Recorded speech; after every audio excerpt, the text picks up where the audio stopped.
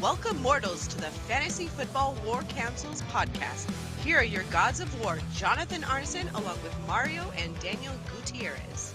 Greetings, mortals, and welcome to another gathering of the Fantasy Football War Council. I'm your host, Jonathan, here to guide you through the chaos. And I'm doing that alone once again. Next week, I should have a guest coming back on, so it'd be nice to talk to somebody else. But on today's show, we have the results of the second week of the playoffs and some news that may or may not hurt or help your fantasy football team. So let's jump right in. Okay. In place of Patrick Mahomes' injury last week, he had his surgery on his torn ACL and LCL. Gardner Minshew stepped into the game for the Kansas City Chiefs, who left the game with a torn ACL. MRI happened on Monday. So, poor guy, poor team, just crumpling. What a shame to see a dynasty fall. um, yeah, I'm totally laughing.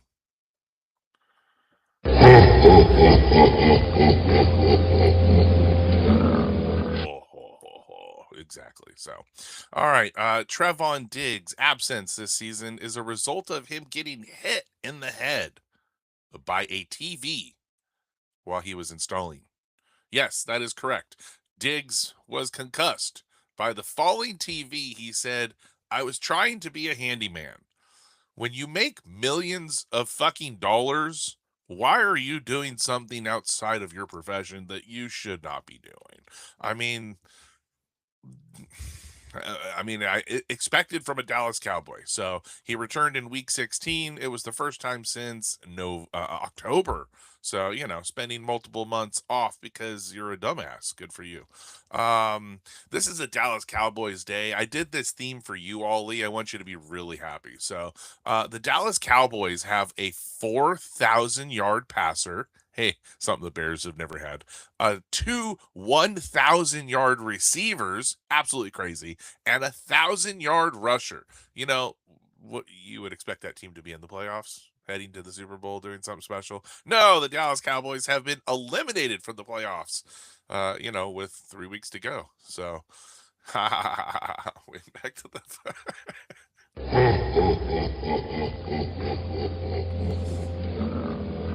Yeah, pretty much. That's exactly what we expect from the Dallas Cowboys. Okay, moving on. The NFL suspends Chargers linebacker Denzel Perryman for 2 games for what they called repeated violations of playing rules intended to protect health and safety of players, including during Sunday's game against the Dallas Cowboys. So 2 weeks off, rest of the season. Kind of sucks. Okay, hey, back to our Cowboys bashing tour. This one's for you again, Ollie. I wrote all of this in for you. But did you know that since 2010, every single NFC team, every single NFC team has made the playoffs except the Dallas Cowboys, which their last appearance was 1995. Yes, yes. Before most, young fans have been even born. Uh, Back then it was VHS tapes. I very fondly remember their appearances. And like Niners and before them, you grew up during a good age of good football. It's what really made you a fan. Yep. No, Dallas Cowboys have not been back since then because they suck. Just absolutely worse. They have the worst record right now in the NFL. And it's sad when other teams that really truly suck and have never been to a Super Bowl are just doing, just tremendous. Jerry Jones needs to get off the couch and stop doing what he's doing. He cannot manage this team anymore. The man just needs to give it up. Whew, yeah, pretty bad. Okay, let's move on. So, on Sunday, DK Metcalf smacked the shit out of a fan. He claimed that originally claimed that the fan made racist comments towards him and used n word and c word towards his mama, and then a video was leaked of a fan like 3 seats over videotaping what was going on, and all the fan did was full name drop DK, and DK apparently didn't like that. Blame your parents, I guess. But anyway, he grabbed the fan by the wig or hair that he was wearing, pulled him down, made a comment to him, and then smacked him. Well, because of that and being caught live on TV, he was suspended for 2 games by the NFL, which he appealed and lost yesterday. So he is suspended 2 full games the rest of the remaining regular season. He will miss at no pay, which, that's going to be very costly and more than he originally thought, because at 277,000 with some change on the end per game, he's going to lose 555,552 is the 2 game cost. And then it is because of the suspension, he now will lose guaranteed money over the next 2 years of his contract, because it's the remaining 2 years of the contract. And so in 2026, he was owed $25 million guaranteed. And in 2027, $20 million. So he is voided $45 million because he decided to go smack a fan. And he had a teammate that had a theory that came out and had a theory on one of their podcasts that said he believed the fan was planted because the team didn't want to pay him the guaranteed money because he hasn't been playing like he should.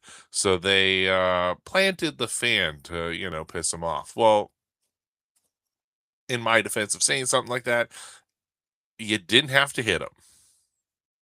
That's all. Move on. Anyway, so let's jump into our battles. We had some amazing battles this week, being second week of playoffs. This first one, I'm just here so I won't get fined. I'm going to read this one really quickly. So our first battle of the evening will be quick. Like I'm being paid by the word. Sadly, I'm not. Plague of Anubis, myself, falls to Saving Ryan's Privates, 234.15 to 204.35, a 29.8 point loss that felt longer than it needed to. Rob didn't even need Josh Allen, who sleepwalked to 9.3, because the Bengals offense did the heavy lifting for him. Chase Brown and Jamar Chase dropping 34.3 and 18.4. And somehow the Saints defense decided to turn it back the clock with a ridiculous 41.65. Those divisional games, it's crazy. Solid waiver grab. But unfortunately for me, on my side, RJ Harvey, Amarian Hampton, Kyle Pitts, they all showed up. 24 points, 20.7, and 24.2. But it was Emeka Egbuka who chose violence against my lineup with a 5-point dud, while Malik Washington and Tet McMillan sat laughing hysterically on my bench. It always hurts more when your own roster betrays you. A double loss, really. Truly. So, congratulations on the big win, Rob. Our next battle was quite a doozy. Farathragna's Vengeance marched into Anunke's temple of BDSM, knew the secret password, slipped in under stealth, and straight up seized control. 244.52 to 174.58, a 69.94 point breakdown. When I say beat down, Ollie scored enough to erase Robbie's hopes entirely, while still having enough points on his bench to beat this week's banished one. Fucking crazy. Ollie must have called in every favor he's earned, because Bijan Robinson went off for 32.5.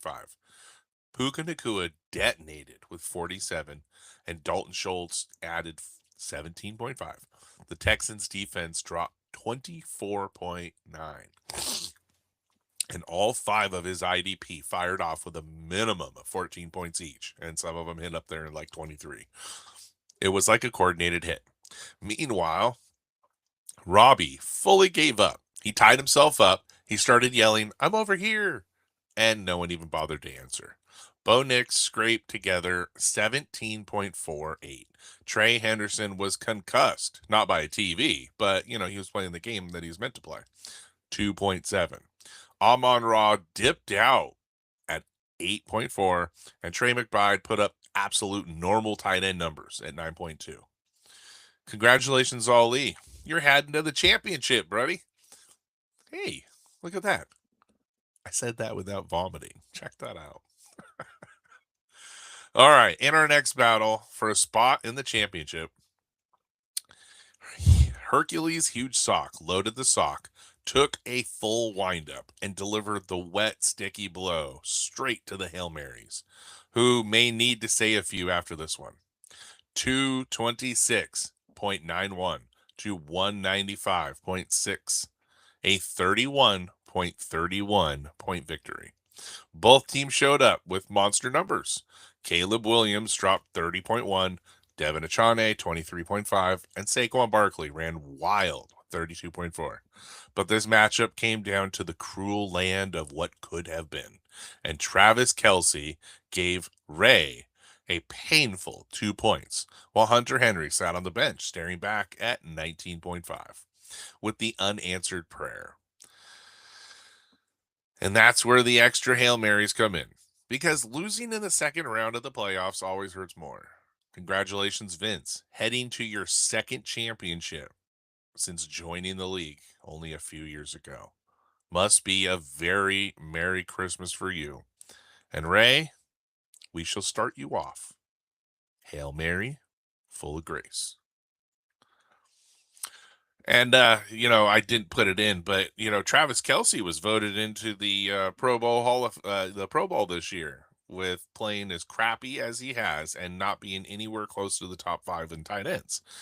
But, hey, those Swifties carried him in. So, I guess good for you. All right. In our next battle, fighting from the far end of the bracket, the Kuiper Belt Soldiers delivered a full galactic ass whooping to Arjuna's Warriors. 257.7 to 218.86, a 38.84 point victory. Jose's squad came out swinging like they had nothing to lose and everything to prove. Brock Purdy dropped 40.8. Jalen Warren went nuclear with 44.9, and Brenton Strange added 17.9.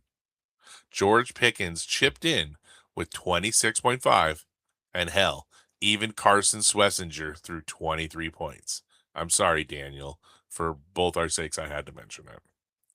This team stood up and said, "We will not go quietly into the night. We will not give up without a fight. We're going to live on. We're going to survive.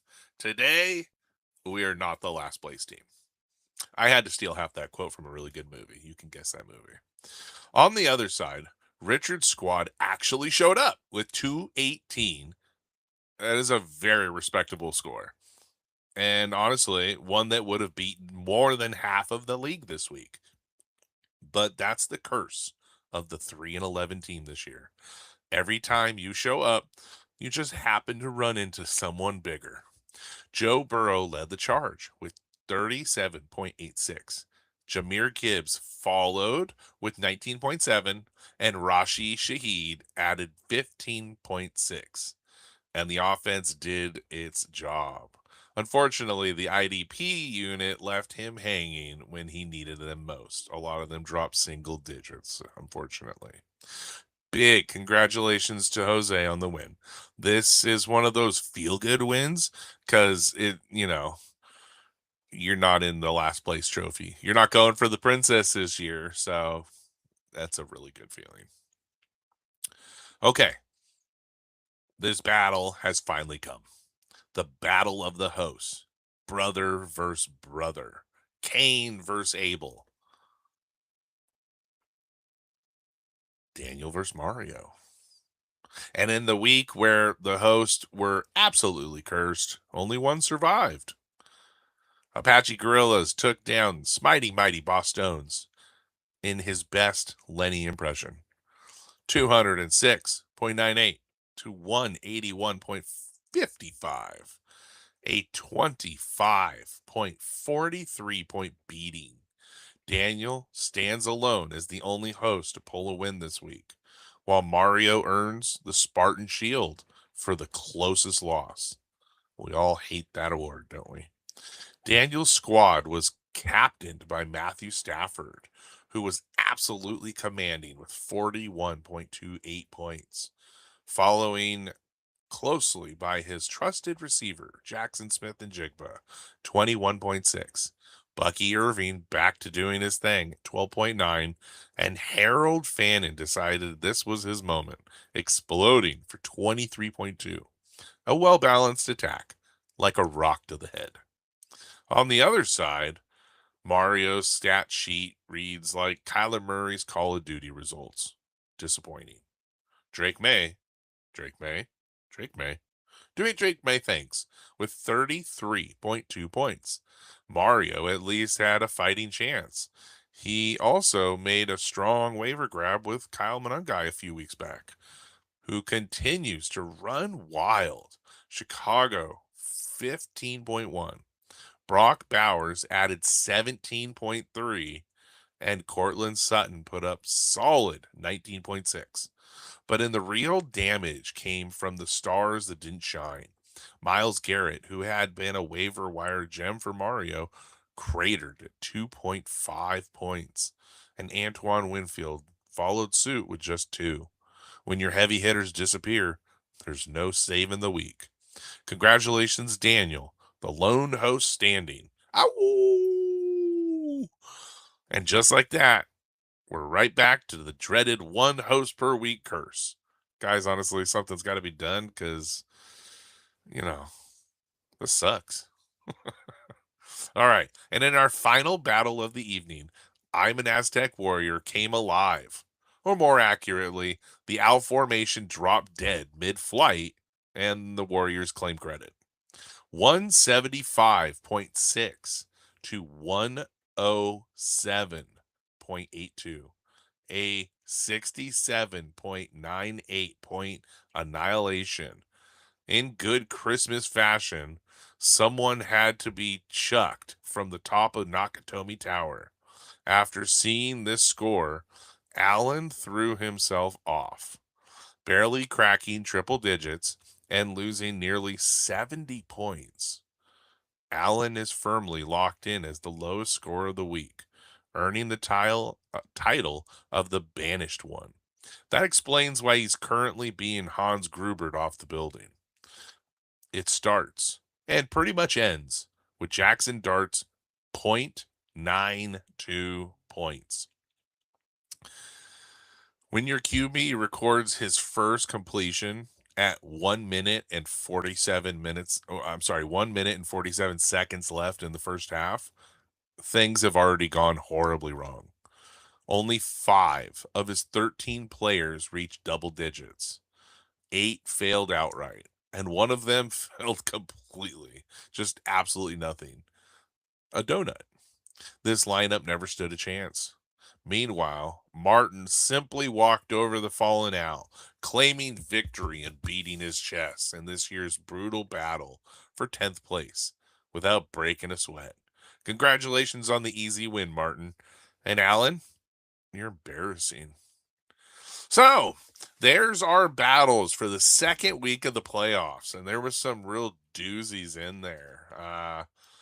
Alan's the Banished One. Jess just completely annihilates Chas in a good chick fight, Conqueror of the Week, Massacre of the Week. It's pretty good. And Mario wins the Spartan Shield, so solid week. Let's move into our Loki's Lucky Finds. In tonight's Loki Lucky Finds, we find 2 players, 1 manager. Yeah, that kind of sounds familiar. OP of the week is the Old Man Rivers, and he is OP. Alan, Ali, manager of Varathragna's Vengeance, picked him up with his 16.8. and stash him on his bench like a good man preparing to stop anybody else that needed a quarterback. This week's defensive player, the DP of the week, was Jermaine Pratt with 14 points, who also went to Ali. One manager. Ali, you killed it, man. It's no reason you're in the chip, dude. You're putting in the work. I like it. All right. So as mentioned last week, we'll count up all the pick'ems at the end of the year. I know we're not saying who's done one each week. I got to collect picks while people are on vacation. So, but we'll continue to read off mine and let's see who wins and let's pick them. Our first battle, Plague of Anubis, takes on the victorious Valkyries. I'm just here so I won't get fined.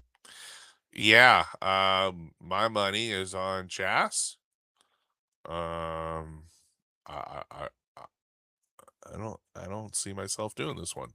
My team's just been like falling apart when I needed it most. So, but then again, if she plays Lamar Jackson, I might stand a chance. So we'll see. In our next battle, this is our championship battle. This is Hercules Huge Sock versus Vera Thragna's Vengeance.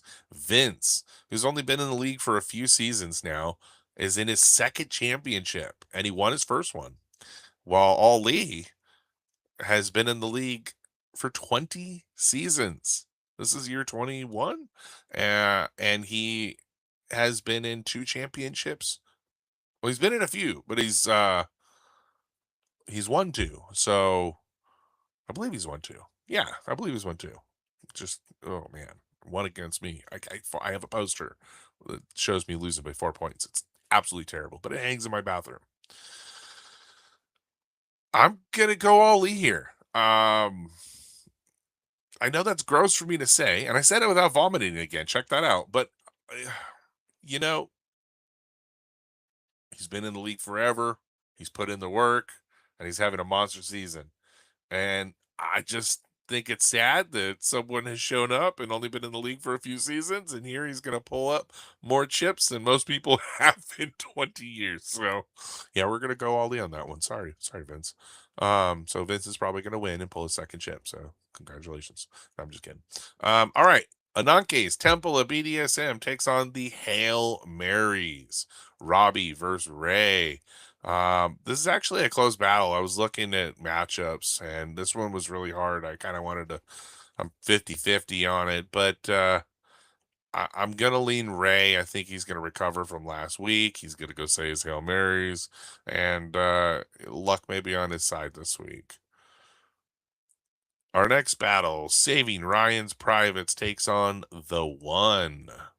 Rob versus Jess, and I believe this is our third place battle. Yeah, it's hard not to say Rob. The guy has won a lot of matches this year, 11-3. He was our top seed, but Jess, who was just behind him in third place when the season started, her team's been a monster. It's the boomer bust ones. It's the Christian McCaffrey, the George Kittle. They blow up for the 30-40 points, and you know, it's the end of the season. I don't know. I'm gonna put luck on her side, so let's go with The One.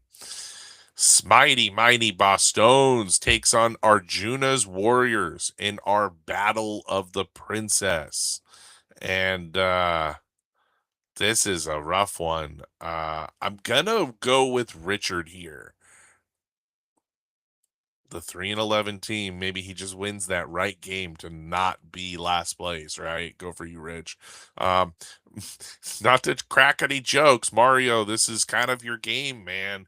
Mario has been on the Princess more than anybody, and it's kind of been dubbed his trophy. So it's got some cute little mushrooms, like Super Mario mushrooms all over it to, commemorate how many times he's been on there. So we've all got a little piece of what we are. I'm on that trophy, and I built a Lego toilet out of gold, out of the gold Infinity Gauntlet, and put it on there as deserving. So it's right next to our Golden Princess. Yeah, that's unfortunate. Anyway, yeah, we're gonna go with Richard. And our final battle, the Kuiper Belt Soldiers takes on the Apache Gorillas. And looking at the matchup, man, Daniel, your team is pretty strong, but both these teams are predicted over 200, over 210, actually. And it's going to be a battle. I mean, compared to all our other ones, our chip should be our highest one, but this will be, I think, could be the second highest scoring battle. So it's gonna be a doozy. I used to say I root against Jose, and I think Jose is gonna win, so maybe like go Jose. But I actually looked at the matchups, and I do think that Daniel's kind of got this one, so I'm gonna write Daniel here. So all right, well, thanks for joining me. Thanks for marching with just me. Next week I'll have a guest back on the show, so it should be a little more banter and some jokes, but and some tears, and he might be happy. We'll see. It depends on if he wins this championship or not. But all right, tune in next week to witness who conquers who claims glory, and who is cast down, banished to the pit. Another chapter etched into the halls of Valhalla. Until next time, stand ready, mortals. The gods have spoken.